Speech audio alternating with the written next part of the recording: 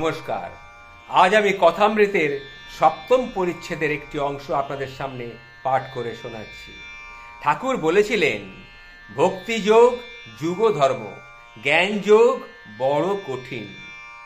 দাস আমি, ভক্তের আমি, বালকের আমি, এ কথা ঠাকুর প্রায় বলতেন। সেই কথাটির ব্যাখ্যাই এখন আমি আপনাদের সামনে একটু তুলে ধরতে চাইছি, শুনুন। একবার ঠাকুরের প্রতি একজন ভক্ত জানতে চেয়েছিলেন, ঠাকুর, আপনি বজ্জাত আমি এটাকে ত্যাগ করতে বলছেন, দাস আমিতে কি কোনো দোষ আছে ঠাকুর? তখন ঠাকুর শ্রী রামকৃষ্ণ পরমহংসদেব বলেছেন, হ্যাঁ গো, দাস আমি অর্থাৎ আমি ঈশ্বরের দাস, আমি তার ভক্ত, এই অভিমান, এতে কোনো দোষ নাই, এতে বরঞ্চ ঈশ্বরের সান্নিধ্য লাভ করা যায়।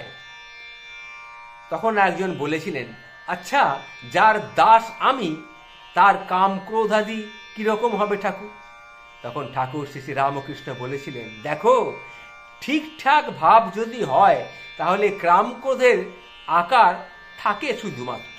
যদি ঈশ্বর লাভের পর দাস আমি বা ভক্তের আমি একটু আধটু থাকে, সে ব্যক্তি কারো অনিষ্ট করতে পারে না। পরশমণির ছোঁয়ার পর সোনা যখন লোহার তরবারি সোনার হয়ে যায়, ঠিক সেই রকম তার মনটাও সোনার হয়ে যায়। তরবারির আকার থাকে, কিন্তু তাতে হিংসার লেশ মাত্র আর থাকে না। নারকেল গাছের বেল্ল দেখনি? নারকেল গাছের বেল্ল শুকিয়ে ঝরে পড়ে, কিন্তু নারকেল গাছের গায়ে দাগটা থেকে যায়। সেই দাগে টের পাওয়া যায় যে ওইখানে একটা নারকেলের বেল্ল ছিল। যার এই রকম ঈশ্বর লাভ হয়েছে, অহংকারের শুধু দাগটা থাকে, তার কাম ক্রোধের আকার মাত্র থাকে, তখন তার বালকের অবস্থা হয়ে যায়। বালকের যেমন সত্য রজ তম এই গুণগুলির মধ্যে কোনো আঁট নাই। বালকের কোনো জিনিসের উপরে কতক্ষণ আর টান থাকে, যতক্ষণ টান থাকে তাকে ছাড়তে না পারে না।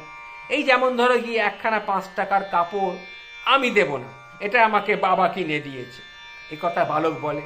বালকের আবার সবাই সমান, ইনি বড় ইনি ছোট, এইরকম বোধ কিন্তু বালকের নাই, তাই তার জাতি বিচারও নাই।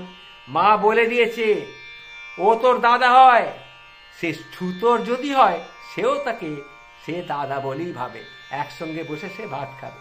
বালকের কোনো ঘৃণাও নাই, সূচি অসুচি বোধও নাই। পায়খানায় গিয়ে হাতে সে মাটিও দিতে চায়নি। কেউ কেউ আবার সমাধির পরেও ভক্তের আমি, দাস আমি এগুলোকে নিয়ে বয়ে বেড়ায়। আমি দাস, তুমি প্রভু, আমি ভক্ত, তুমি ভগবান, এই অভিমান কিন্তু ভক্তের থেকেই যায়। ঈশ্বর লাভের পরও থাকে সব আমি, কিন্তু সহজে যেতে চায় না। আবার এই অভিমান অভ্যাস করতে করতেই ঈশ্বর লাভ হয়। এরই নাম ভক্তিযোগ। ভক্তির পথ ধরে গেলে তবেই তুমি ব্রহ্ম জ্ঞান লাভ করবে। ভগবান সর্বশক্তিমান, মনে করলে ব্রহ্মজ্ঞানও দিতে পারেন। ভক্তের প্রায় ব্রহ্মজ্ঞান চায় না। আমি দাস, তুমি প্রভু, আমি ছেলে, তুমি মা, এই অভিমান নিয়েই সে চলতে চায়। তখন একজন ভক্ত বলছেন, আচ্ছা ঠাকুর, যারা বেদান্ত বিচার করেন তারাও তো তাকে পান। তখন ঠাকুর শ্রী রামকৃষ্ণ বলছেন, হ্যাঁ, বিচার পথেও তাকে পাওয়া যায় বই কি, একেই বলা হয় জ্ঞান যোগ। বিচারের পথ বড় কঠিন। তোমায় তো সপ্তভূমির কথা আমি আগেই বলেছি। সপ্তভূমিতে মন পৌঁছলে সমাধি হয়। ব্রহ্ম সত্য, জগৎ মিথ্যা, এই বোধ হলে মনের লয় হয়, তখন তার সমাধি হয়। কিন্তু কলিতে জীব অন্নগত প্রাণ, দেহ নাই, মন নাই, চতুর্বংশতি তত্ত্ব নাই, আমি সুখ দুঃখের অতীত, আমার আবার রোগ শোক জরা মৃত্যু কই? এসব বোধ কলিতে হওয়া কিন্তু বড় কঠিন। যতই বিচার করো, কোনখান থেকে যে সেই দেহবুদ্ধি এসে তোমার মধ্যে ঢুকে পড়বে তুমি বুঝতেও পারবে না। অশ্বত্থ গাছ দেখনি? যতই তুমি কেটে যাও, সে মূল শুদ্ধ কিন্তু উপরে নিলেও পাশ দিয়ে দেখবে আবার একটা ফেকড়ি ঠিক বেরোবে। দেহবিমান ঠিক সেই রকম, কিছুতেই যেতে চায়নি। তাই ভক্তির যোগ কলির যোগের পক্ষে ভালো আর সহজ। আর আমি হতে চাইনি গো। আমি চিনি খেতে ভালোবাসি, কিন্তু আমার কখনো ওই চিনি হতে ইচ্ছে হয়নি। আমি ব্রহ্ম, আমি বলি তুমি ভগবান, আমি তোমার দাস। পঞ্চভূমি আর ষষ্ঠভূমির মাঝখানে আমি একটা খেলান মাত্র। ষষ্ঠভূমি পার হয়ে সপ্তভূমিতে অনেকক্ষণ থাকতে আমার স্বাদ হয় না, তাই আমি তোমার গুণগান করব। আমার বড় স্বাদ, তোমার কথা শুনবো, তোমার কথা বলবো। তোমার আর আমার মধ্যে সেব্য আর সেবকের ভাব, এই ভাবটাই কিন্তু আসল।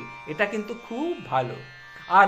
আর দেখো গঙ্গার ঢেউ, সবাই আমরা বলি গঙ্গার ঢেউ, আমরা কি কেউ বলি ঢেউয়ের গঙ্গা?